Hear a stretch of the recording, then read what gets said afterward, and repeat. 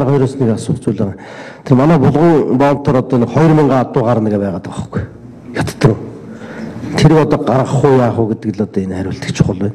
Одоо хөөтрээд зарим нэг хурж эхэлж ийн гэн тэр. Тэр 2000 адууны л асуудал яригдаад ирсэн болохгүй. Хөлөөрөө гарах юм гэсэн тийм. Намраас хойш л энд байгаад байна тийм.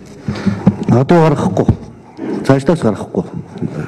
Мал амдаар нь гаргах бол Монгол төрийн бодлого биш гэж би дотроо бодож байгаа. Тэр тусмаа одоо алдууг амдаар нь гаргах бол их осолтой юм л.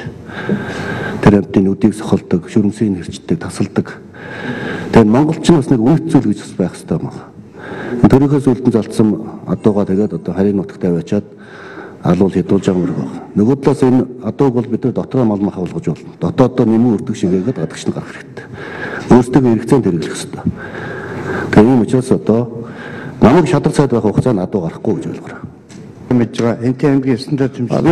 Уучлаарай даа. Тэр болгон сумын засаг дарга гэдэг нь хариуцлагагүй нөхөр телевизээр янз янз юм ярьсан гэсэн. Тэр нөхөртөө та хариуцлага тооцсон шүү. Шадар цайд шийдвэр орчоод байхад сумын засаг дарга одоо шалгандаа тэсгэмдэл юм ярьж ийн гэж би телевизээр сонссон. Тийм нөхдөдтэй хариуцлага тооцсон.